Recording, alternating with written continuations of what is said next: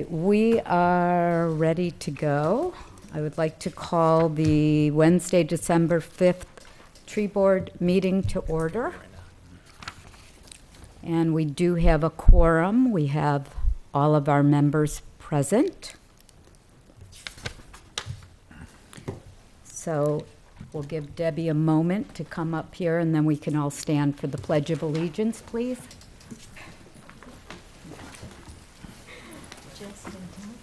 And you get to lead. Oh. This is what happens. Okay. I pledge allegiance to the flag of the United States of America and to the republic for which it stands, one nation, under God, indivisible, with liberty and justice for all. Hey, dear. How are you? Good to see you. You too. You want to pass this over to her? Before we go on to the approval of the minutes,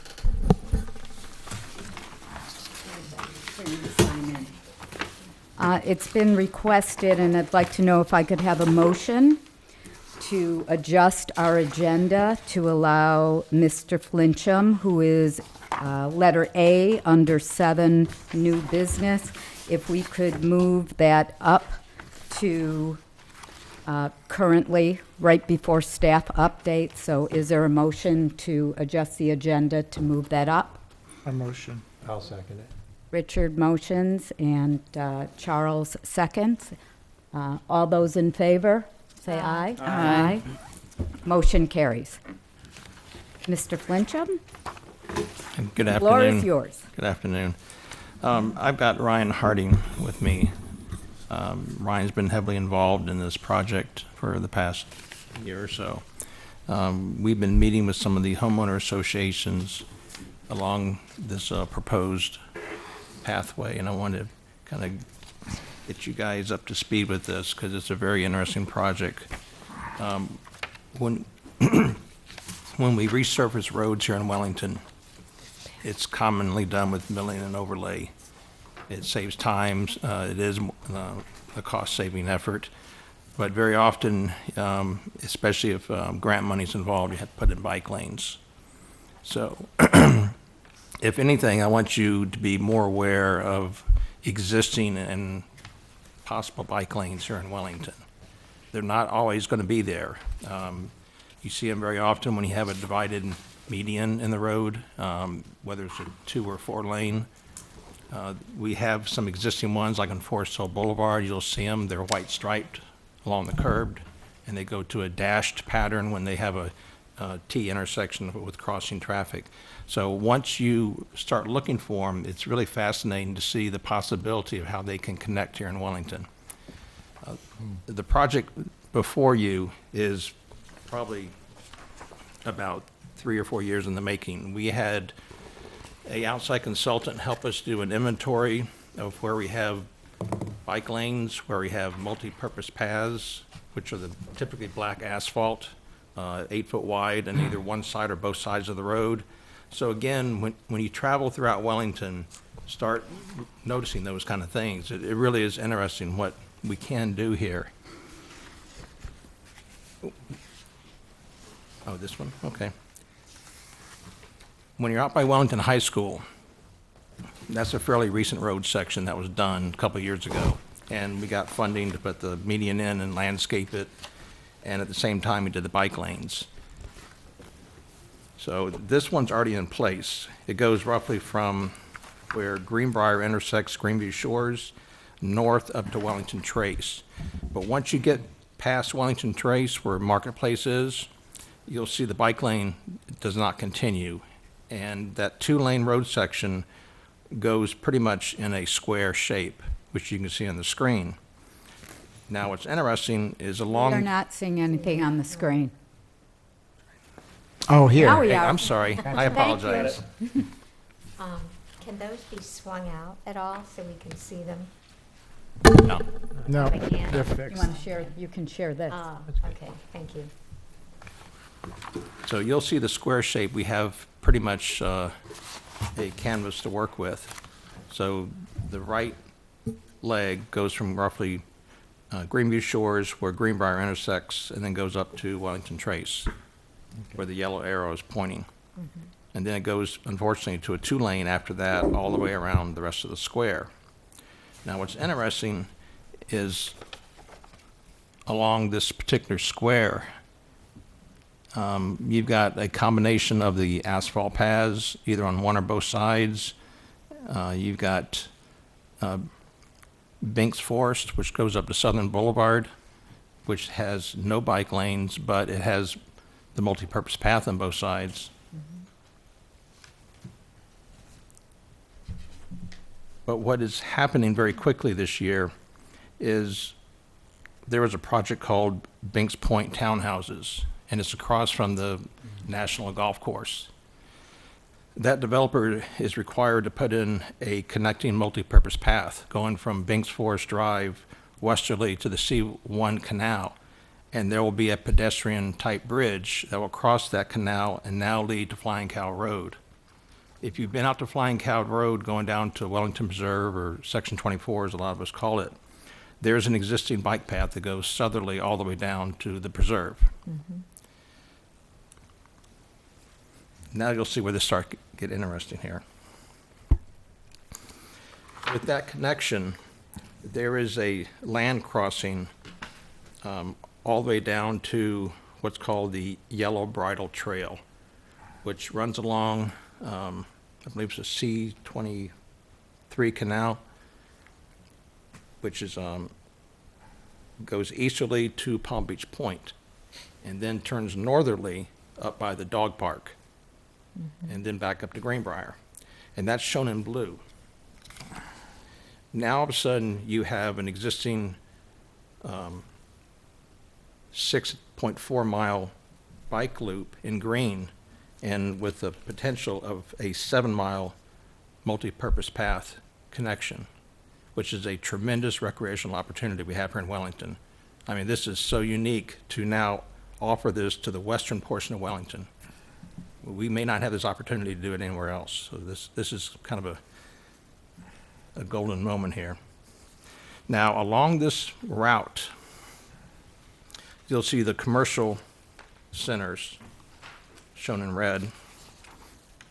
And that's on the top, you got like Banks Professional Offices, and then you got the intersection of Wellington Trace with Courtyard and Marketplace, and then down in the lower right corner, that's like saddle shops and what's it called? Taqueria, maybe? Yeah, we call it Pearson Road. Professional Center. Now, the green dots are the parks or open space areas, the preserves. You got Wellington Preserve, you got the dog park, which is, if you haven't noticed, that's where the nursery used to be, and it's being proposed for an expanded recreational park with multi-purpose fields. So, and then you got, what's it called, Tiger Shark at the lower right again. And then you start plugging in the schools that are shown in blue. And lo and behold, we've got a couple of elementary schools, we've got a high school, middle school, and another elementary school. Now, a lot of people won't ride in bike lanes. You know, they'd prefer to be in the asphalt paths. Like most of your spandex guys, they insist on being in the road. You know, they're entitled to it. They're, you know, they can be there. But the problem with the bikers being in a confined road system is they don't stay in a single file. They very often tandem, or if it's a club, they all come up. And have you ever seen them leaving from the old mall, but they'll go westerly in Wellington Trace, and they will take up at least half of a vehicular lane, which causes all sorts of problems, especially if they continue going westerly, like along Aero Club, Greenbrier. Those 2-lane roads, when you have a large assembly of bikers, it can cause problems. So these bike lanes, even though a lot of people may not use them, like most of us in this room, it does give an alternative lane for the more serious bikers to stay in. And then it gives an opportunity for us to now to reduce the load potentially on the multi-purpose paths. for more recreational type riders and strollers and, whatever. Okay, so that's the big picture. Now we come to Aero Club. We've got an existing bike system on Greenview Shores by the high school. Aero Club, this proposal starts pretty much where middle school landings is at Bings Forest Drive. And then it'll go southerly all the way down past the Lakefield communities, Meadowwood, south, down to Greenbrier. So this is like the second leg of the bike system. For those of you familiar with it, it's got existing Washingtonian palms, typically on both sides. I got to say they've been there 25, 30 years at least, and they're probably 40 to 50 feet tall. Yeah. Most of them are in the swale section, and what's happened over time is the swale is getting more saturated. If you start noticing, a lot of these palms are already leaning. We've got some concerns with FP&L along the westerly side of this road because the potential of falling and hitting those lines is definitely there. And in the past, I know some have fallen and blocked off the roads in this area. Washingtonians go pretty much from landings southerly around to Greenbrier and then all the way to almost Greenview Shores again. And then there's a different type palm that Brian put in there as you get closer to Tiger Shark. So this program is looking at some options. One is to take advantage of a grant we have now, which can be used for the bike lanes and also the ability to put in some curbing as needed to help with the drainage situation out there and some landscaping. We're not sure until we start doing the survey and getting actual locations of these palms, but they very likely may all have to come out. That is a definite possibility. So we're looking at taking this opportunity during the road construction and the remilling and the regrading of the swales to look at some options. This is the bike lane that would be going in. It's roughly 4 feet, and it can or may not be curbed. That is an option. We can look at potentially saving some of the palms in place. It does give a vertical element. People are kind of used to seeing that. But again, the problem we've got is the FPL lines are still on the west side of this road. And FP&L still is objecting to them staying there. We got the same problem when you get down to Greenbrier. The power lines transition to the north side of Greenbrier as you make the turn and then go by the dog park. So the FPL lines are always going to be an issue. And it does create a little bit of a design problem as far as the placement of material and the types of material that can be anywhere near an FPL line. So we may not have that balance we'd be looking for. As far as the types of plants, we've been working with Brian over the years to try to get some type of palette that we can use for most of these road programs. We'd like to see, of course, the year-round green. We'd like to have primarily native, but we do see the need for accent or colored certain type of plants that are not native, and also a combination of ground cover and shrubs. Now this right here would take all the palms out, and the advantage is we would put like cabbage palms back in their place. They are allowed a lot closer to the lines with FP&L. We would have the potential now to design for the future and put in plant material that will give shade on one or both sides of the road. So that's the project. I just wanted to present it and let you know that this is an opportunity here to do both these bike loops and multi-purpose paths here in Wellington. That's right. I have Yes. some questions. Yes, ma'am. This is the second time I'm seeing this presentation because I live in Lakefield West. So, A couple of the HOAs have already had this. I think they had handouts. This is the first time we've had the the ability to do a PowerPoint, so it's great. Yes, it is great. I have seen this handout before. But you didn't see the bridge. We added that, The bridge. the little pedestrian crossing that goes over to Flying Cow Road. Was that in No, your- I did not see Yeah. that. And I am familiar with the bike path that goes from Palm Beach Point to Flying Cow Cow. Road, because I have actually traversed it on my bicycle. And I really just found out about it. A lot of people A have year found it, ago. and it's being used for walking their dogs. I mean, it's just a wonderful opportunity along that canal. Yes, it's a very nice direct route to get there. So I understand the thought process for doing this. I understand that FP&L has an aversion to our Washingtonias being there for potential damage to the lines, et cetera.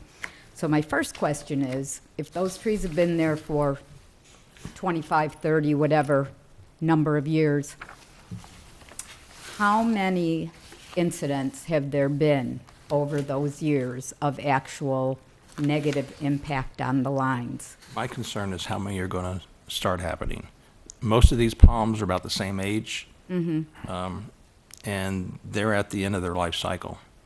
So it may be a combination. It's not just hurricanes. It's, if you look closely at some of them, the trunks are definitely rotting, and they're not uniform. I mean, some of them have obvious damage. I know there's several up in Jupiter where I live, and they've already lost their buds up top, and for some reason, the trunk's still standing there, and it's a good 40 feet, 50 feet in the air.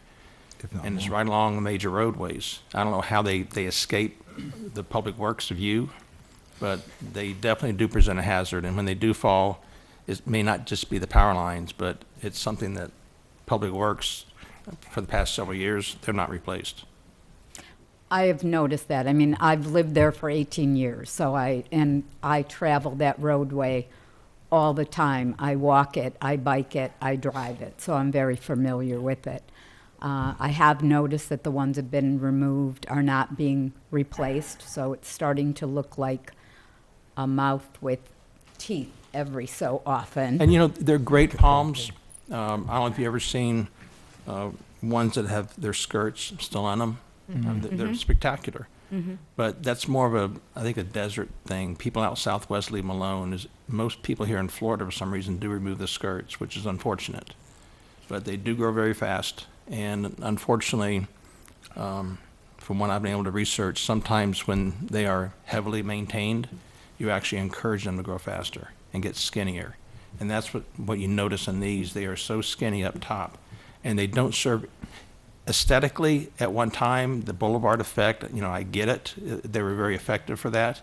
But now with the height up there, they absolutely do nothing for shading those paths.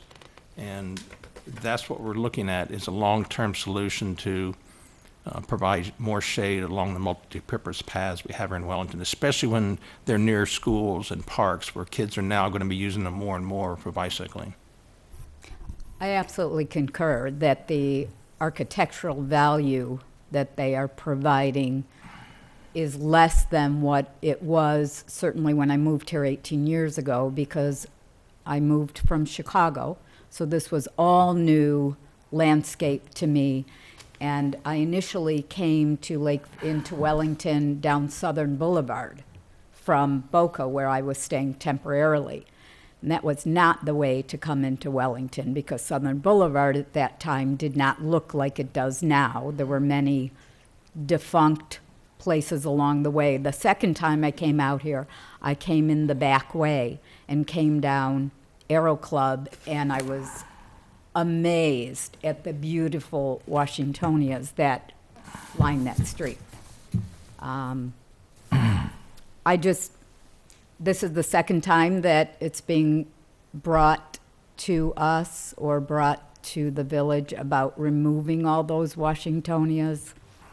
I know trees have a life. I know landscape has a life. I hate to see that they would all be removed. That's why we're going to do our best efforts to make sure we have you know, a different look. It'll be one I think is not only more variety, but it's more functional, you know, from a shading standpoint, from a maintenance standpoint, and it's more of a long-term solution. I have to agree totally with you on this. I like option 3 a lot. It really looks great. And you do have your vertical element with the cabbage palms. It's just, and there's friendlier. It's those Washingtonians. They start, like you said, they start out looking good, and then I seen them as years go, and they just don't. A lot of times when you drive the road, Yeah, because you know they're there, you don't pay attention to them. Right. But do me a favor, next time you drive the road, when Yeah. you're obviously looking at the bike paths and Yeah, see I how many see we 'em. have here in I- Wellington, but look at how many have obvious signs of decline. Yeah, I mean, that's it's- true. It's not something you want to get involved. I mean, it's not majestic like a royal palm, that's for sure. You know, and it just, I don't know. It's not one of my favorites, but I like what you did. You know, this westbound side of this, what is behind it, where the FP&L lights are, poles are? Is that one big hedge going down that way? It blocking? varies as you go south on Yeah. Aero Club, depending on the, you know, some have a continuous ficus, some homeowners have a different look. Yeah. Since we're talking, a minute, you done? Yeah, I'm done. Yeah, sure. Since we're talking about biking on highways, is there some rule or regulation that you have to have a light on your bike at night when you're biking?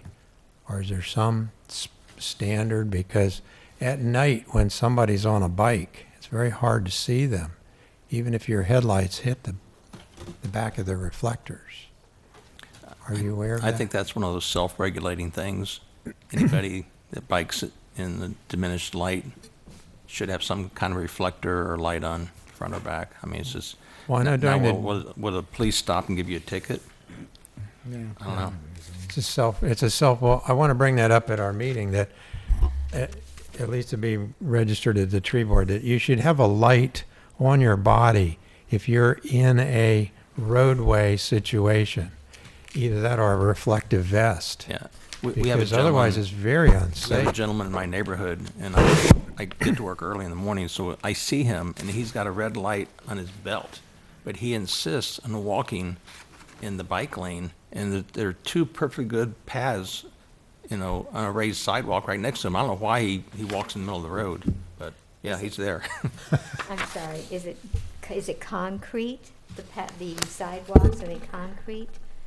Where? In that, where you were talking about, where you see. Oh, my community? Yeah, Mhm. yeah, they're concrete. Yeah. One's 5 and one's 8. Right. One thing I've noticed, just because I have osteoarthritis, I do much better on a softer surface like a roadway rather than concrete. Yeah. Easier on your joints. No, that explains that. Mm-hmm. Any other questions? No, it looks great, actually. I really. Well, this issue with the Washingtonian palms came up about 5 years ago, and everybody wanted to save them for as long as possible. How old are they, and how old is the useful life of a Washingtonian palm? I would guess the developer of the landings put them in initially along the major roadway. So I'd say at least 30 years. Okay, and the useful lifespan of a Washingtonian palm would be about, what, 30, 40 years? I don't know. I'd probably check with Brian on that. Okay. Yeah, I don't know how old they were when they went in either. Because I know in my neighborhood, they took down the Java plums and they put palm trees in the swale. And the swales collect water. And that's not the best environment for a palm tree, the swale of a road, because it gets double rainfall. And so the trunks are rotted and they get mold growing on the side, and it's not a desert application. So I can see where if these have been there for 30, 35 years, they've done pretty good. The only time I see Washingtonians used pretty much nowadays is when you have a tall building and you have a limited foundation planting area at the base of the building, and they're looking for an immediate 25, 30-foot effect, then they'll very likely get a Washingtonian planting in there. Because the Royals have the the pinnate type fronds versus the palmate rounded heads.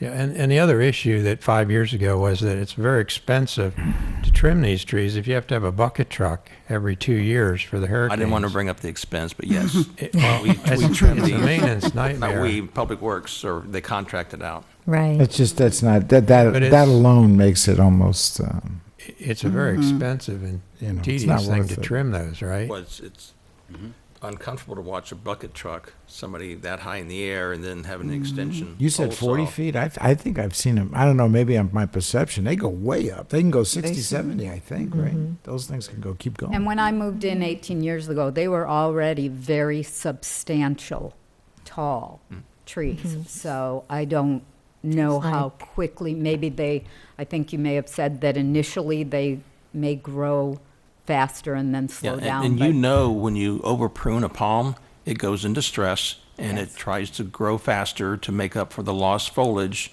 and that's just exacerbating the problem here with these. They're getting taller, skinnier, and higher up in the air, where they really don't serve any purpose anymore. Yeah. Well, I want to say that the contractor who shall remain nameless, who used to trim them, I brought it to this board's attention, and the gentleman that was in Brian's position previously, many times, of how they were scalped.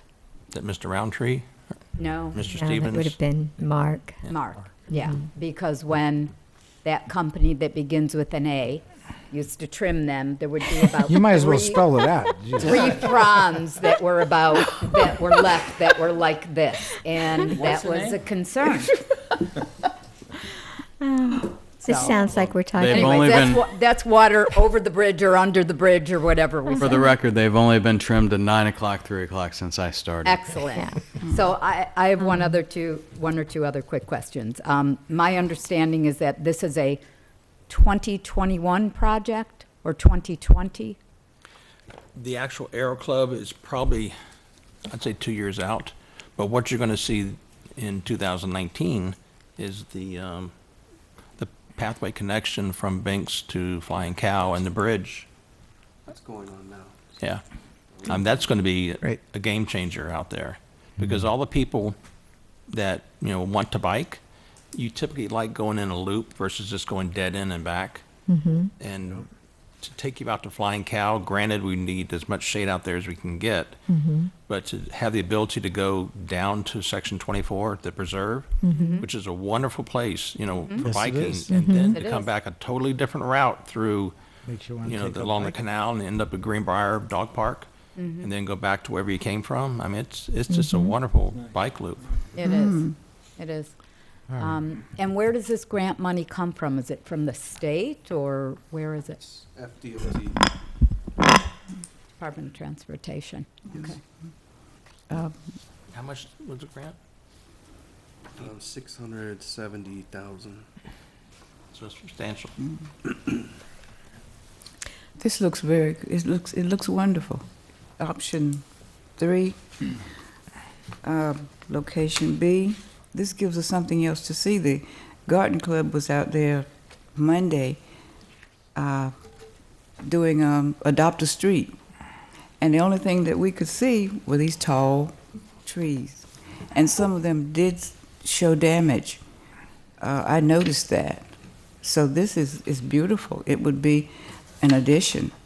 It really is. So I think it's wonderful. So my Thank you. last, oh, I'm sorry, Kay. Yes, I'm through.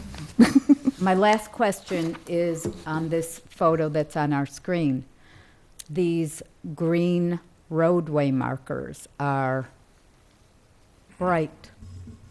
And I've seen where a good example of what they are in front of the racetrack gas station that is on Southern Boulevard. I am presuming they are going to look very similar. No, there are a couple of Yeah. options. When I initially saw them, Delray Beach did a continuous green lane.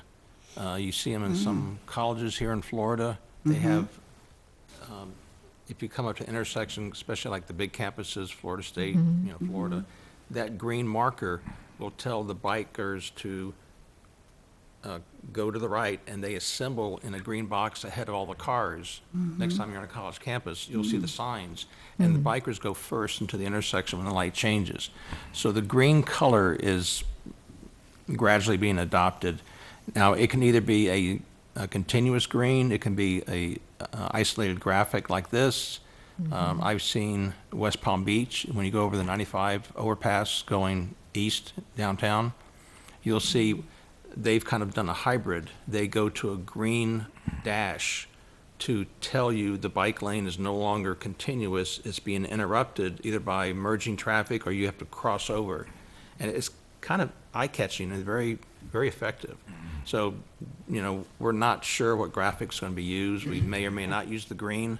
I personally like it. I think it helps both pedestrians, bikers, and people driving cars to pay attention that something is different at this location versus a continuous white. But that's just me, so.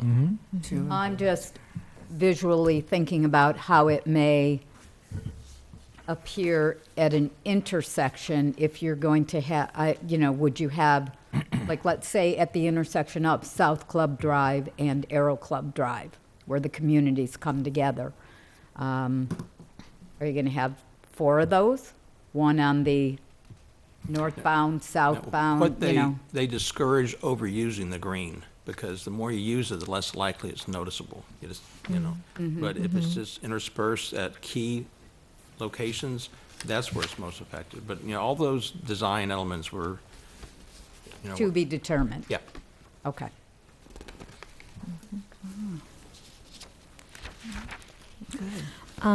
One question here, looking at that last option, the option, 2? whether it's, I guess, no, actually that would be, option 3, I'm sorry. Here, it looks like, at least in this portrayal, you're grouping your palms, and then you will have groups of other trees, that type of arrangement, so that you give some variety for people to look at, which I think is a plus there. I think it makes your roadway much more interesting there, as well as having different types of vegetation to create different kinds of shade there. So I think those are all Let me pluses. interrupt real quick. The design will accomplish a couple things. Not only does it give you the variety that we don't have out there now, but there's also a protective purpose. You have certain barriers to make, if you've ever been on these paths, when it's wide open versus if there's some planting, at least psychologically, or in the case of the cabbage palms, there's actually some barrier. And the third purpose is you create these shade pockets that you don't have. So, that's all going to play out when we get to the design of the landscape. Right. I have a question. Oh, ahead, sorry, I'm could I sorry. ask one more? One thing I was noticing here, on that third option where it looks like it's some sort of an alamanda or something, the tropical one that has the bright yellow, that someone is growing on a That's a fence or Verawood. something. Pardon? Molnesia. Bolnesias, that's what it's called? Okay. Well, I don't know the exact choice of material, but I do know that's one of Brian's favorites. Okay. Okay. If that is a hedge type material that is growing along someone's fence, I do have a question as to, are you going to be requiring people who live along that route make some changes in their hedge material No, to the- get this The to? plantings we're proposing will all be within the right-of-way. It will not be on Okay. private property at all. Oh, okay.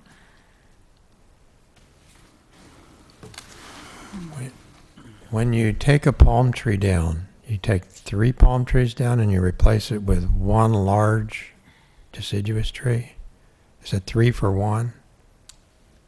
Are you talking Uh, work that we're doing or in other somebody's areas private of the- property?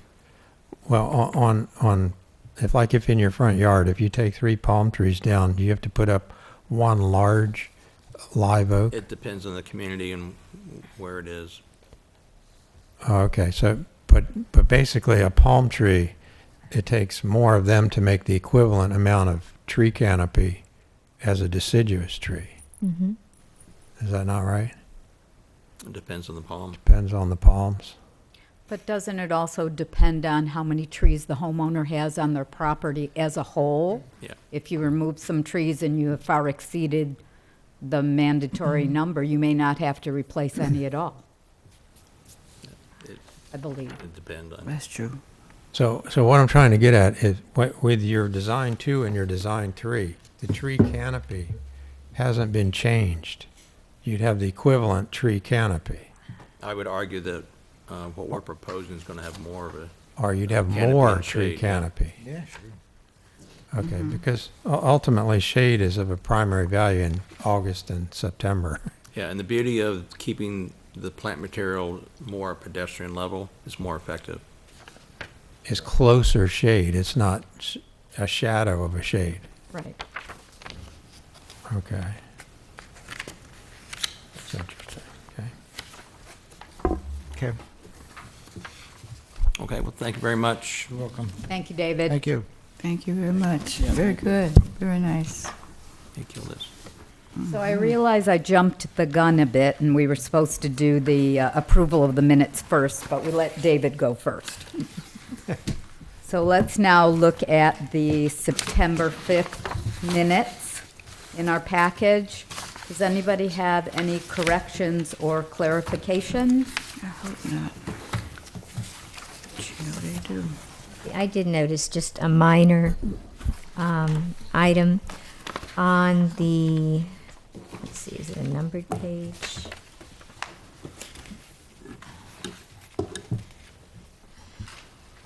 Okay, on the page under Old Business A, which would be the,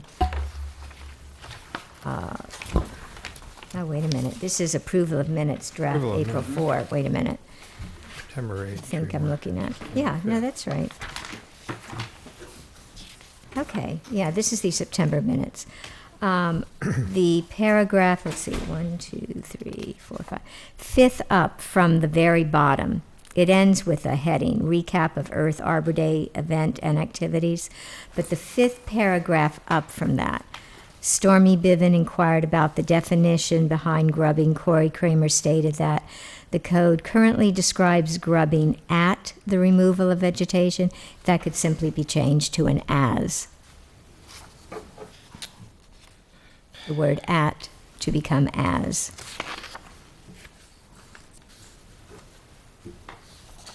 Anything else, Debbie? No? I noticed one minor thing as well.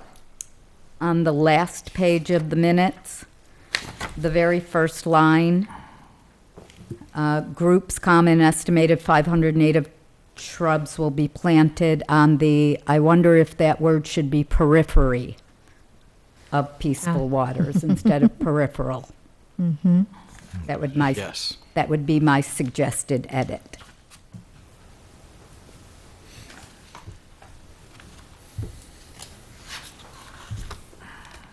Anybody else?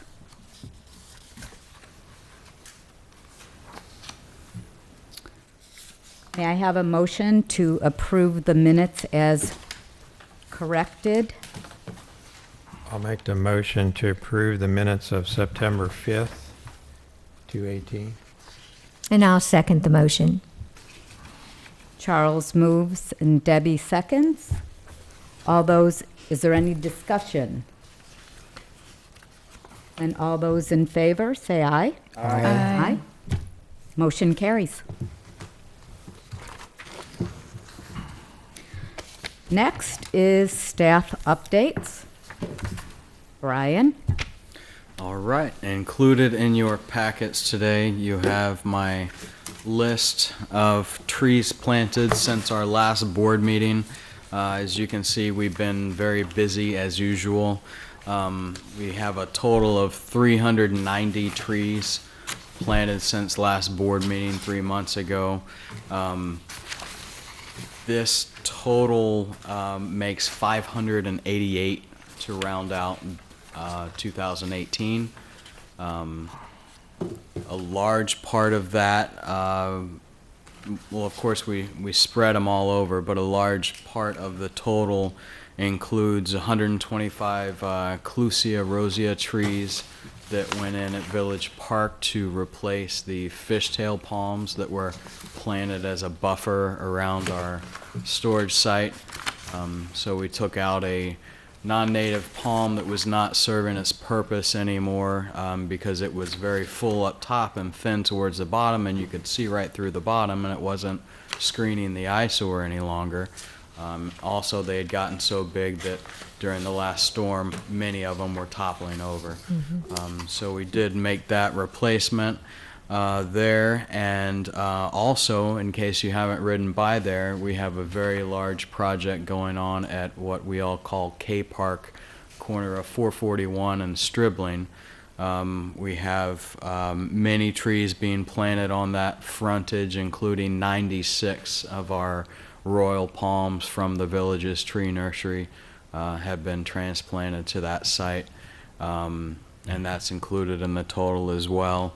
That project was funded by an outside source of funds, and it was received nothing but big compliments. I don't know if you've been able to see it yet, but we have a mix of foliage taking advantage of the palms that we had.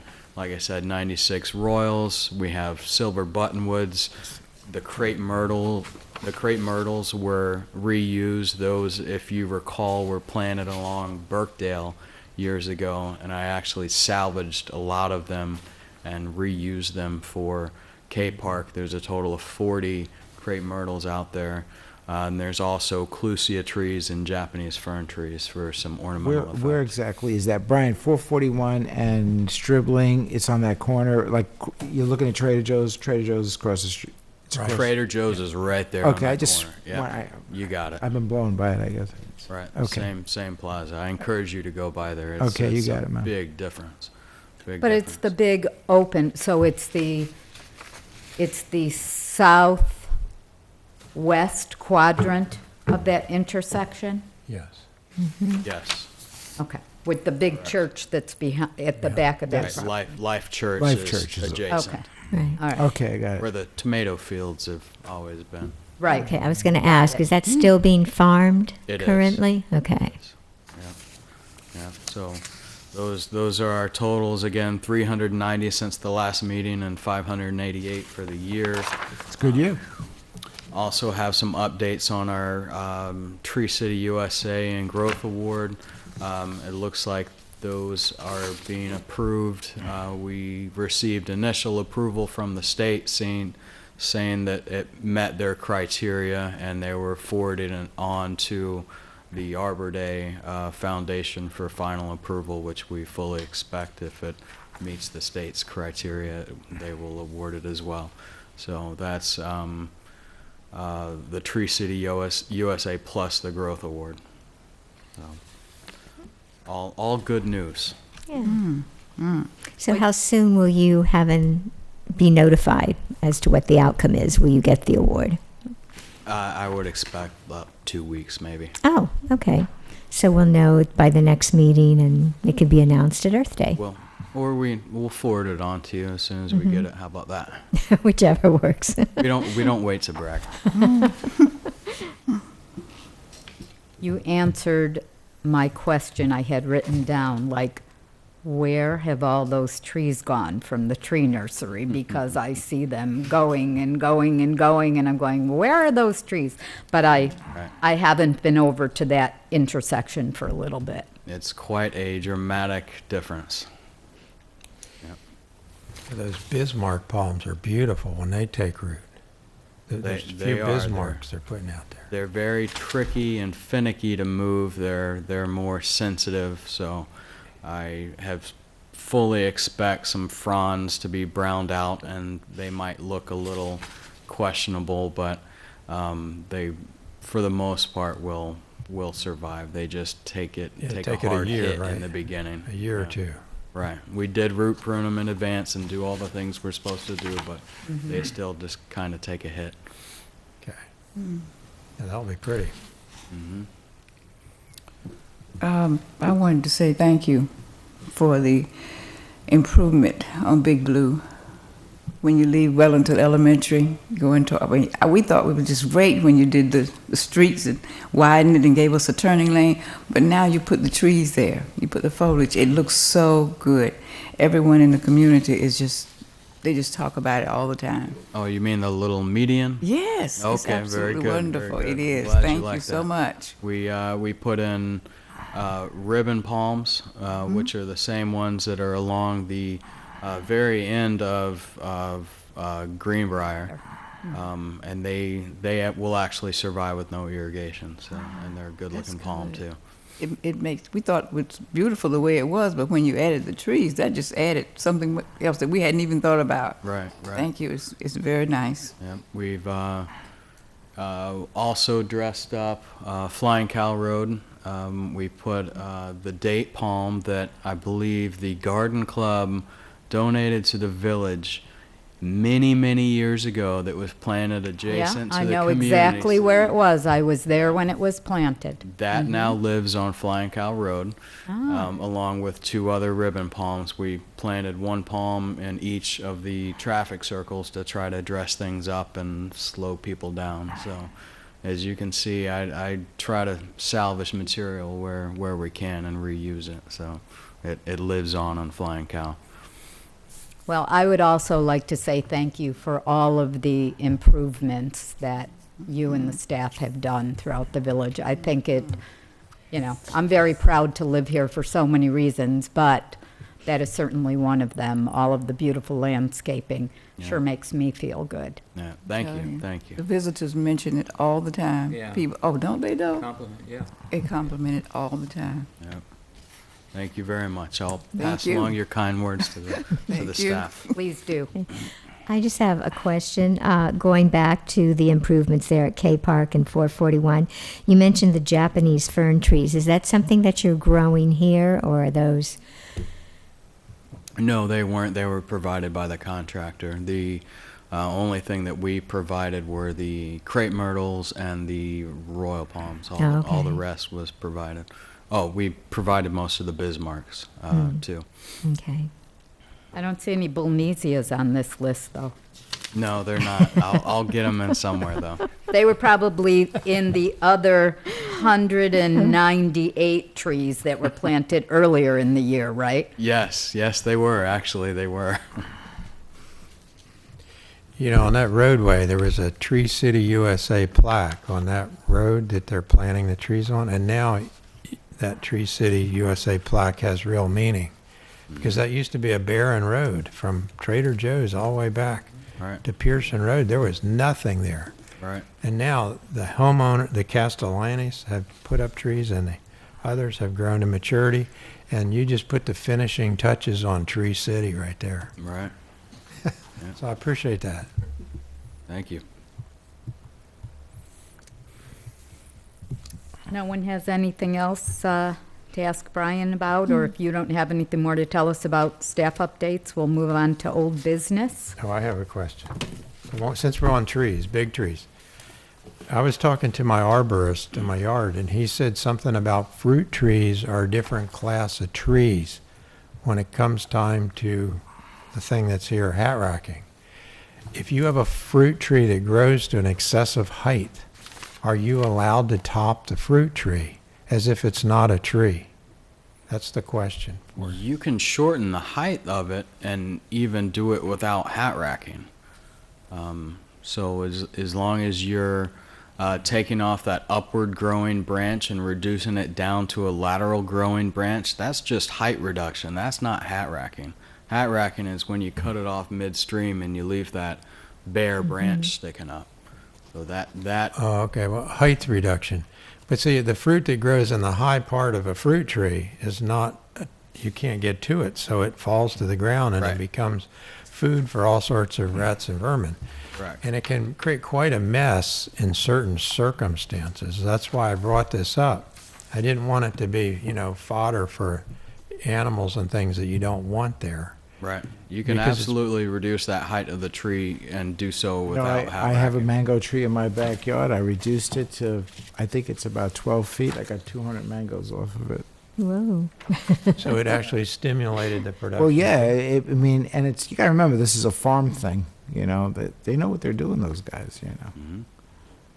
Okay, so you call that height reduction. It's Absolutely. Right.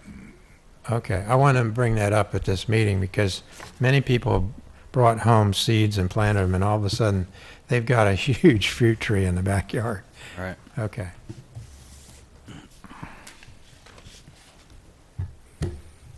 Okay, so segue into hat racking. HOA education on hat racking. Yes, about 1,500 of those tree care tips brochures did go out to all the registered HOAs with the village, whether it be their property manager and/or board members. There's about 150 addressees that went to, and we actually included 10 copies each to each recipient, so they could give them to their friends and fellow board members that maybe not were listed. So we did take up that initiative to try to educate the HOAs directly. So that has been done, and if there's no questions about that, I'll move on to the tree inventory. Oh, let me ask a question about the brochures.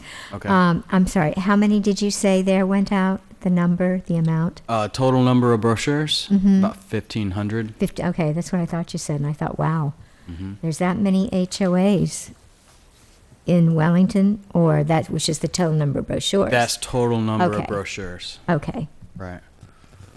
all right. Just one comment, since you're doing that, what about some sort of brochure about invasive plants or invasive plant education to these HOAs? Something we could expand upon there. Because I see them all over the place, you know, they just crop up all the time.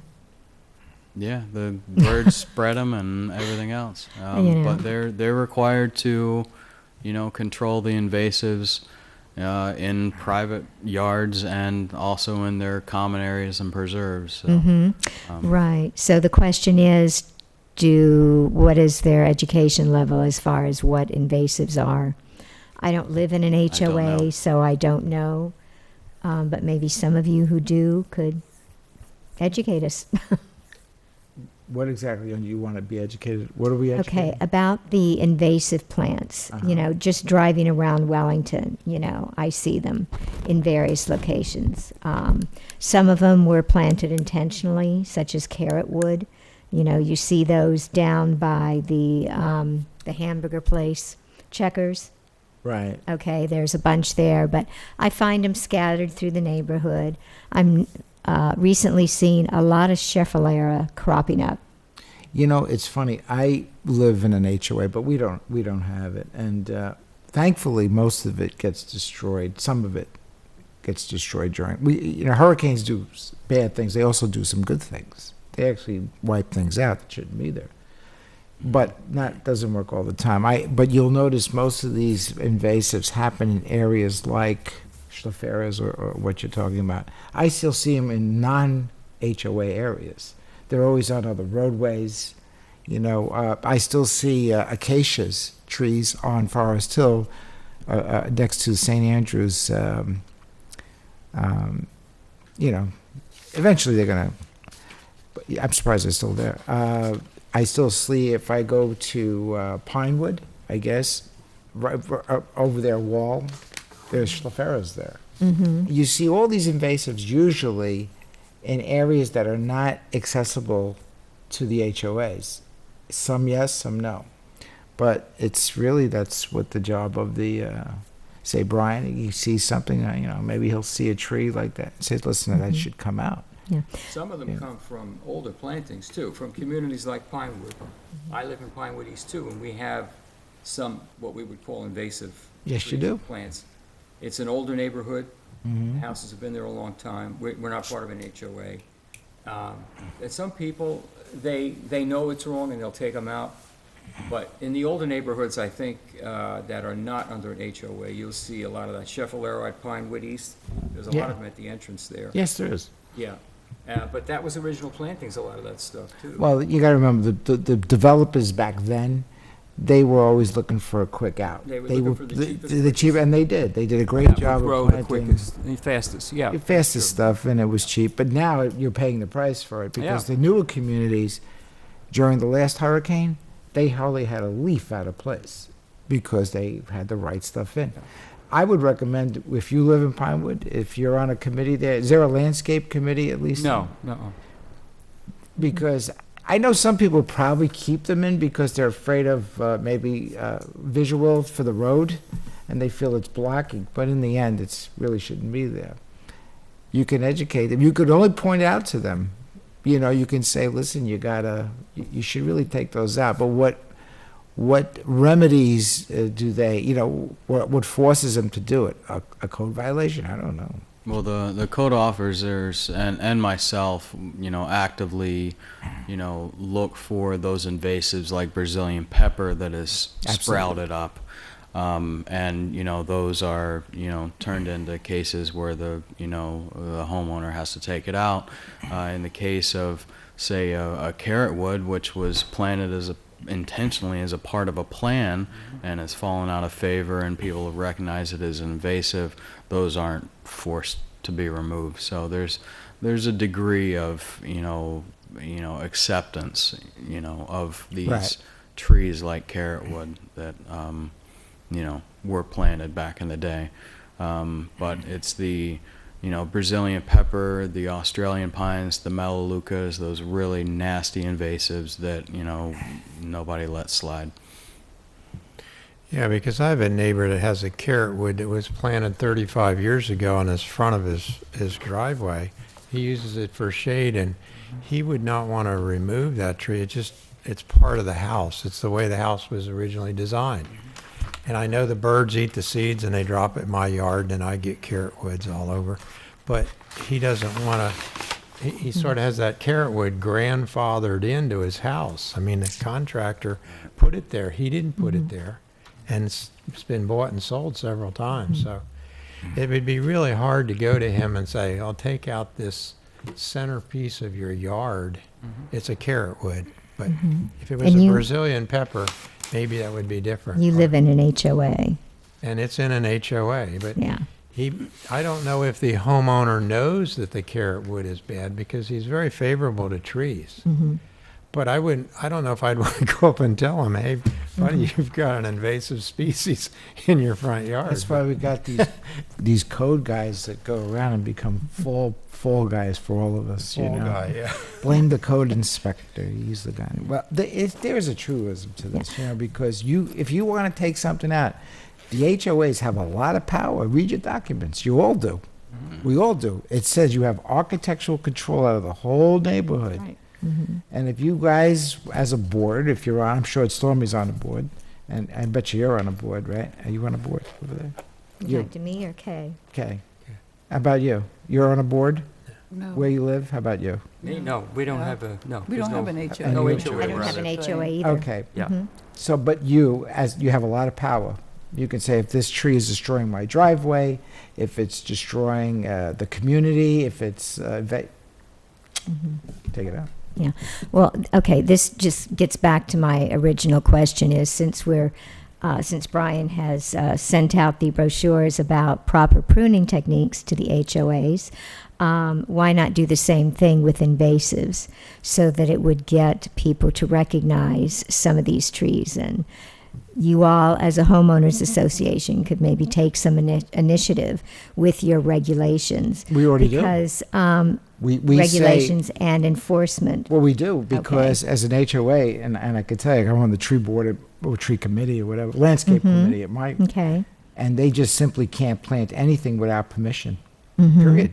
So if somebody brings us a tree that is, where grandma gave it to them, or I don't know where they got it from, and I'm going to stick that in. Well, it looked cute at the store, but Like a Norfolk Island yeah, like pine. I get that right? Norfolk. Yeah, it looks really cute. Then you Right. plant it, it goes. Then it becomes a little shop of horrors. It's just Right. terrible. Right. So anyway, so in a situation like Charles, which I don't know where it is that you live, what association, but it sounds like it might be an older one, perhaps, Yeah, the tree's been there for 35 years. 35 years. And he keeps it neatly trimmed and pruned as the center part of his yard. Mm-hmm. What if it, but let me ask you as a hypothetical, what if it was destroying your driveway? Then all of a sudden it wouldn't be so cute anymore. You'd say, oh, I got to take it out. Right. Okay. Yeah. You never know. Well, the birds eat the seeds from those, and then they They drop can't eat 'em them. fast And enough, believe me. I get little carrot woods growing up in my yard all the time. You know, they go right through the hedge. Yeah. Somewhere I have seen this. I don't know where I've seen it, whether it's downstairs in the lobby, whether it's out there in the lobby. But I've seen this brochure that talks about evasives. And I don't know whether it comes from your office or what, but I've seen that. It comes from Palm Beach County. It comes from Palm We Beach got County. Okay, so information we about know it. that. Everybody did. Well, many, many years ago, this tree board came up with a brochure and pamphlet. I've seen that. About- Yeah. These trees, these are good alternatives Yeah. for these invasive trees. And it was a beautiful brochure. Yeah, It I was still have mine. maybe I've seen 10 or that. 15 I or remember 20 it. trees, and it was kind of like, plant this, not that. I'm Yes. simplifying it. Yes, I've seen My that. question for Brian is, so if these brochures, like the hat racking brochure, has been sent to property management companies, what kind of cover letter went with it, out of curiosity? Because I, as a board member, have never seen this from the property management company. Now, they may have several Wellington properties in their portfolio, so I don't know how they're disseminating this information, but I have a feeling it's probably sitting on somebody's desk, gotta which remember- you can't control. You send it out, and then it goes or it doesn't. I could tell you this, property managers, last thing on their mind is worrying about what trees you're planting in your neighborhood. Okay, but I'm just asking Brian, like, what kind of cover letter went A out cover letter with it? did go out from me, signed by me, stating the intent of why they were receiving the brochure Okay. and all of that. What they do with it, once it lands I know. on their desk, I know. we can't control. Okay, so I'm going to follow up, personally, I'm going to follow up with our property management company and just say, hey, you guys, my understanding is you received, what have you done with it? Isn't a carrot tree something we eat? And a carrot eat? Sounds good, man. No. Okay, well, let's see if we can find a copy of either one of those brochures. Well, I have my old one as well, with the invasives and, so Replacement. Yeah, I I know will- there's also I'll bring it for the next, Okay, and I know there's a document I found one time. It was called Alternatives, which was, a play on the word alternative to invasive plants. Same sort of idea. Okay. okay. I guess we are on to tree inventory, phase 1. Yes, phase 1 has been completed. It is by no means a final product, nor is it meant to be. At best, we've got half of an inventory now, so we can't really draw any conclusions based on half an inventory. However, it is a step in the right direction. We have also applied for the same grant to complete the inventory and get the consultant to do a management plan based on that inventory. So that is in the works, and hopefully we will be successful. But in phase 1, we did get all of the major roadways completed. They went end to end and did every tree in the median, and if there was a public swale, they did the swale as well. I thought that was the first priority, was the street trees, and then they did 11 of the parks, starting with the bigger parks with most of the maximum amount of trees in them. But we still have about 25 neighborhood parks to complete, plus all the village-owned buildings and grounds. to complete as well. So there's still a lot ahead of us for next year. Hopefully, we'll keep our fingers crossed that we get that grant.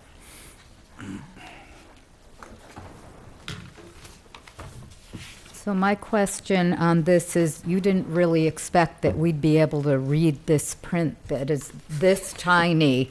I even used a 10 times magnification magnifying glass. I will tell you that I completely agree that this is not much use to me or you.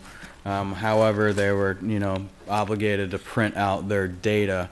This data is extremely useful electronically when you're, a GIS manager, and you can click and filter and say, I can say to Nicole McPherson, our GIS manager, okay, give me every tree that has this kind of defect, and she can pull it up. So this electronically is extremely useful.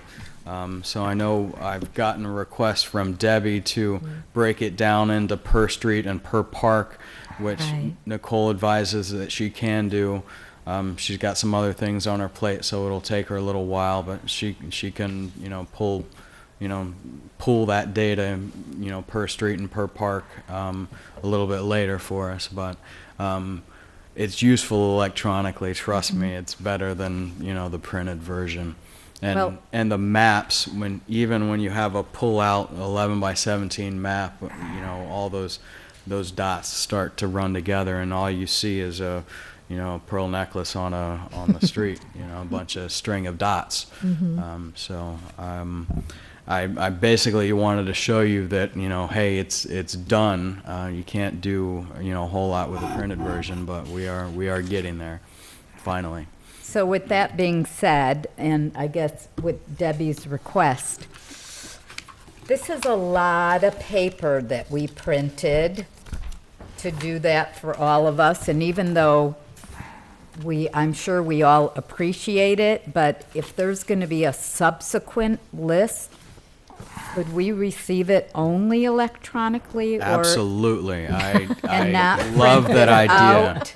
Save paper, save paper. Save a tree, Yes, something it's like the that. reason, that's the reason why I had to plant 588 trees this year. Yes, I'm sure. Did you use carrot wood trees to, Yeah.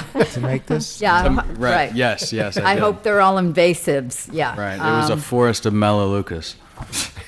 And in here, I saw that on one of the pages, it says included with that there was a DVD of this report included with the Right. hard copy. Is that just something that you got, or? Right, that's what we got on our end. Okay. Yep.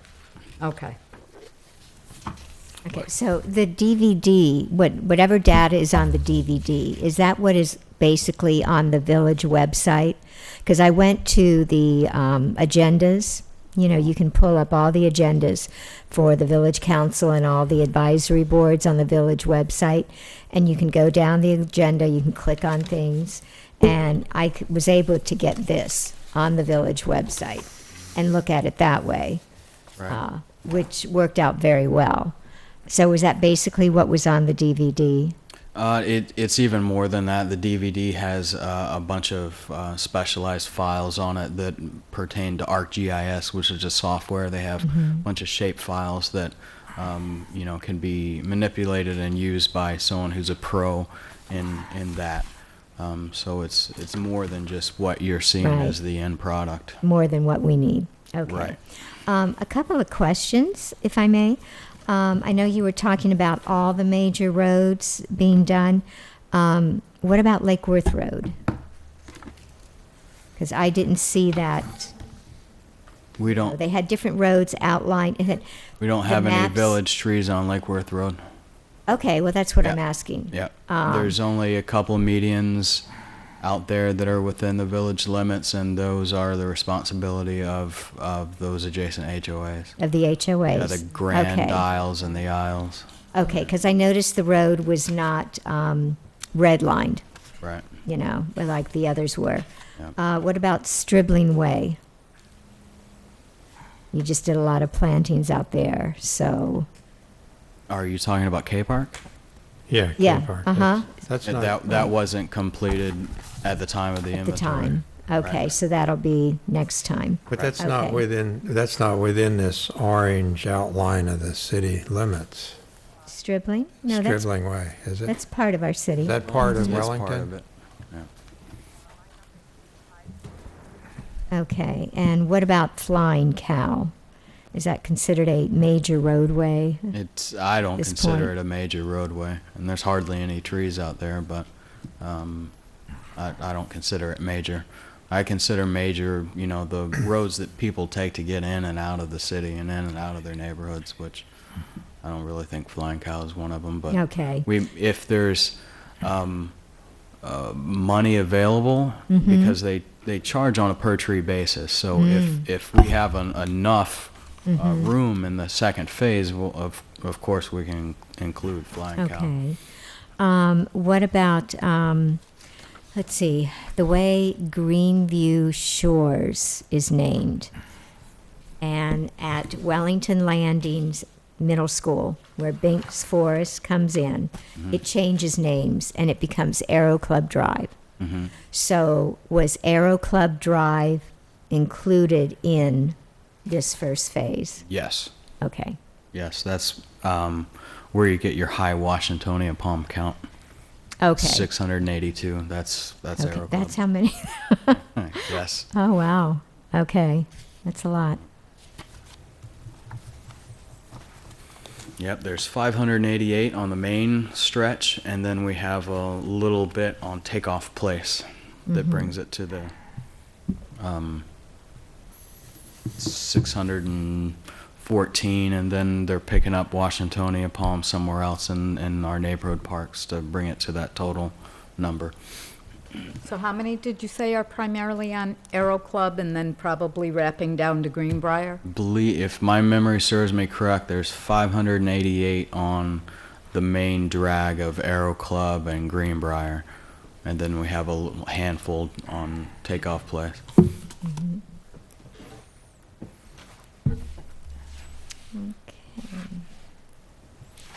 I have some other questions if nobody else does.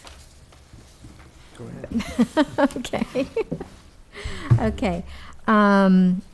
Let's see. On the table 2, on page 2 of the summary report at the bottom, reduced canopy.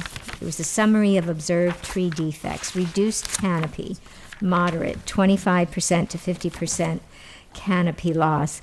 I was curious if any of those were trees that were near power lines, number one, or is some of this damage from storms? Do we know?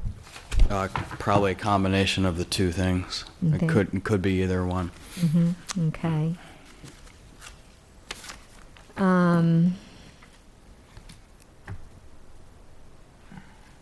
With the nutrient deficiency in the palms, I'm assuming this is in the palms that are non-native.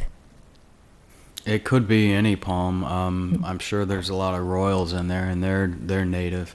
But we have a very vigorous fertilization schedule. We fertilize every 3 months using palm fertilizer village-wide, and you still can't keep enough nutrients in some of the palms just because they're planted in that lime rock road base, which oftentimes prevents them from taking up the nutrients even when they're available, or even when they're added.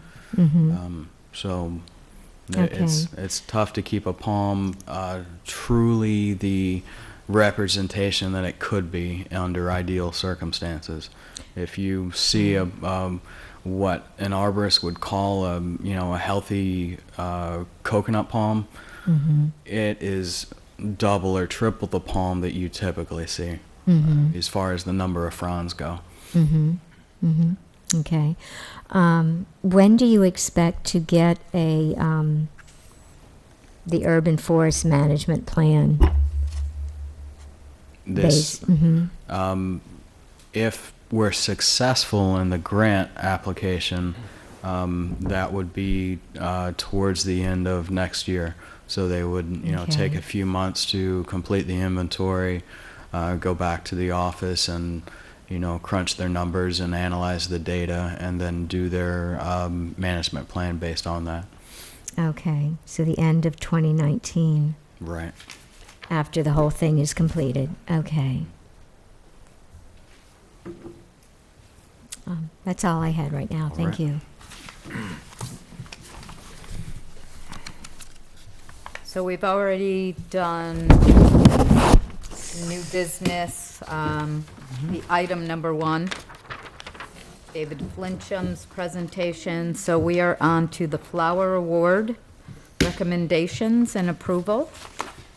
One was included in our packet, but my understanding is we awarded that homeowner the Flower Award, I think, for 2017, so. Just last year, apparently. So you Steve, like you the have same good properties. taste. Well, thank you. Yeah, good eye, but yeah, we probably have others, I think, that we're looking at this year, but I have another one.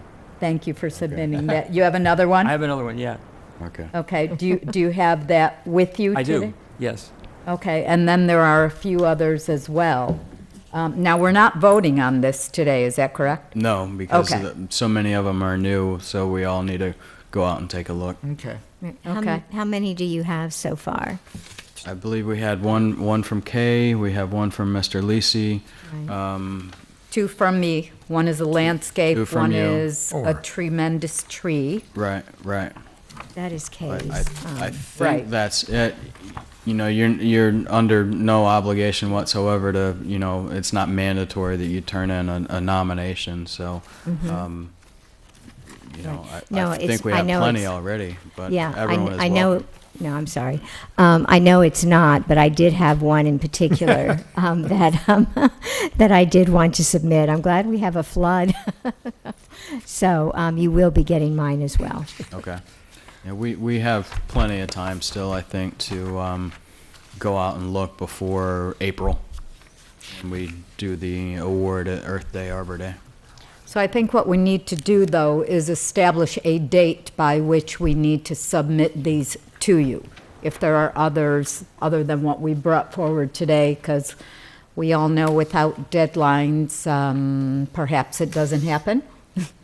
And I So thought what that would you had be- already done that, but I could be mistaken. You didn't Mm. do that at the last meeting? I don't remember seeing that in the minutes. Okay. Actually, we did it last year, because we Okay. were under the same situation, and we said, okay, let's have it be by March 22nd, or whatever the date was. Right. So, I don't know, what's reasonable? Should we make it a date after the holidays, when everybody's crazy, so January 1st, I can remember that. maybe like January 2nd?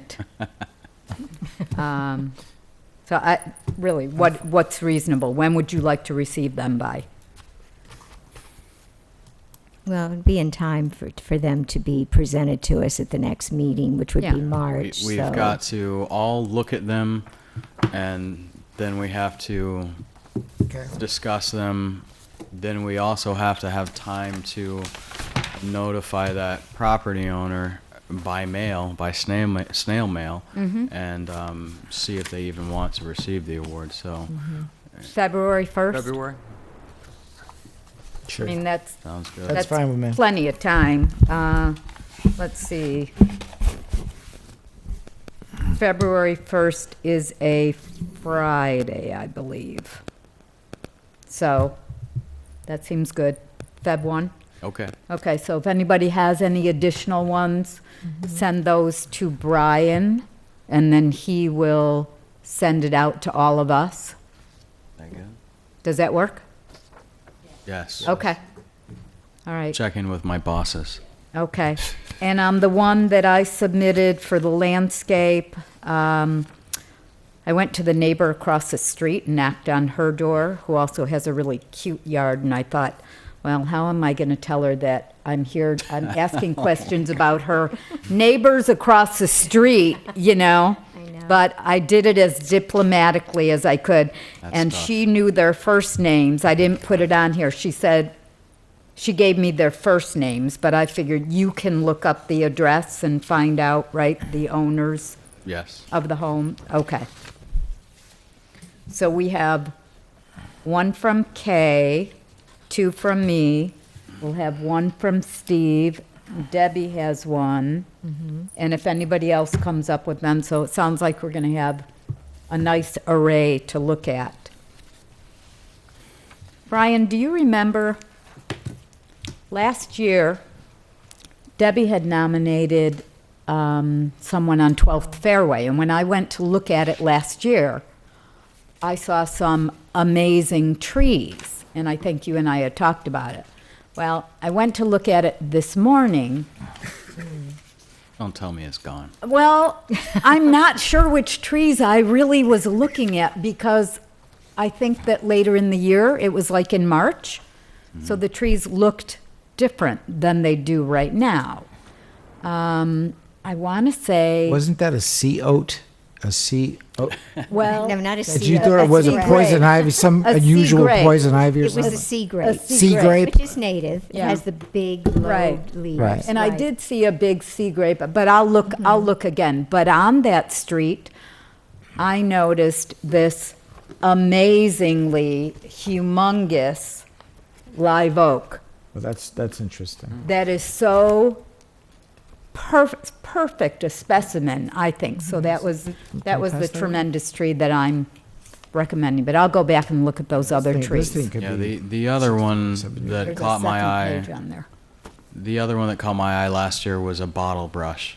And I it was saw just- those too, It was really big for a bottle brush. but I think they've been pruned back.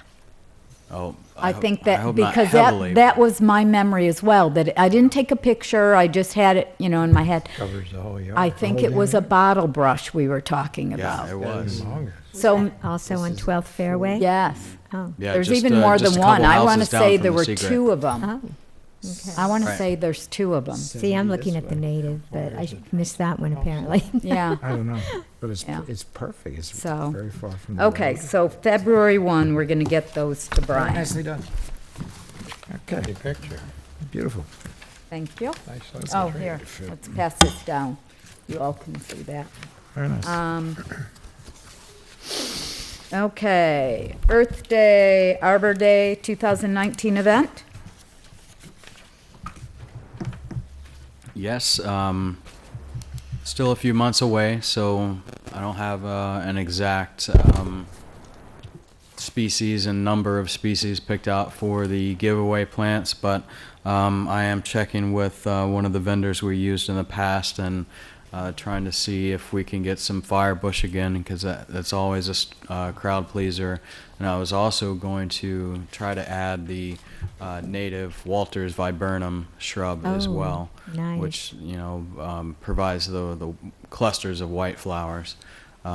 So I'm working with a local nursery to see if they can take the little tiny liners and pot them up into a smaller pot so they're a little bit more substantial and more viable at the time of the event in late April. So we'll know more soon. Are we working with Jane Thompson again, or do you have another supplier? I've asked Jane to contact the supplier for the liners and see what she can do for us as far as the quantity goes. Okay. Yeah. Jane is with Indian Trails Native Nursery. She's been very cooperative in supplying us in the past. Right, absolutely. So the same applies for the tree seedling giveaway. No determinations so far on, types of seedling, but we'll mix it up as we always do. Include ornamental natives and some canopy tree natives. Okay.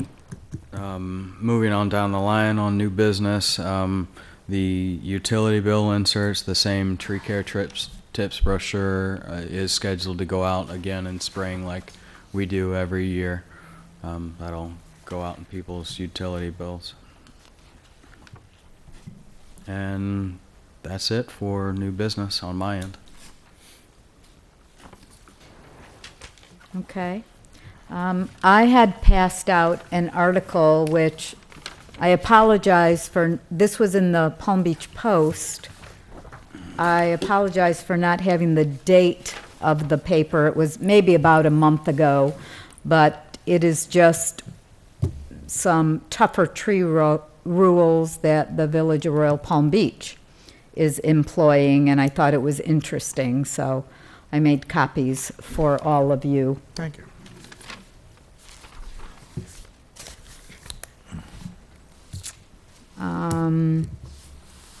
Okay, we are on the comments section. Anybody have any general comments for good of the order? I'll be looking forward to getting the breakdown come the next meeting, maybe, from GIS that we talked about. I think that will be very, very useful. I think it'll be done well before the next meeting, I would imagine, and I can always email that out to you too. You don't, no reason to wait till the meeting. We can send it to all the members, Yeah. if the rest of you are interested as well. Okay. That was the breakdown on the tree inventory as far as number of trees in each park and each road, broken out per park and per road. Sure, might as well. Send it to all of us. All right, I will. Yeah, it was great. The pictures that circulated in the media after the two hurricanes that hit at a Category 4, they really did affect people's attitudes towards a big pine tree next to their house. And I noticed there's somebody in the neighborhood that cut down two pine trees that were in between two houses. And so I do think we survived the hurricane season untouched. But I do think that we have to realize that there are some people that were really shaken by what they saw from those two hurricanes that came across. So it's always a problem with a tree that's real close to your house as to whether or not, you're imperiled by it. And I think we need to take that into consideration when we go out to their house and say, well, no, you can't do that. I think maybe we have a mature community. We have some very big trees, and it might be in the interest of peace to go along with their ideas on some of these things. Did you We had follow? an incident in our community from Irma. It was a house that had a large silk oak tree very close to the house. Well, it came down, and it did significant damage to the house, so significant that the house is still under reconstruction It's a lot. To this day, yeah. to this day. Yeah. So it just went over like Those silk Right down. oaks are very brittle right through the too. roof. Half the house was damaged from this tree. Yeah, well, the thing is, the tree roots once the soil gets to the liquid limit, any tree can go over in a 30 or 40 mile an hour wind. So it's just a matter, is it 25 feet from the base of the house, or is it 10 feet from the base of the house? And if it hits the house, it's going to do some damage. And that was obviously, those two hurricanes that hit it just took everything. So I think there is an element of fear involved with our adjudication of whether or not a tree is okay to stay there or not. And I think we need to take that into consideration because we have plenty of big mature tree now, thanks to you and all your efforts. So I just want to mention that. Okay.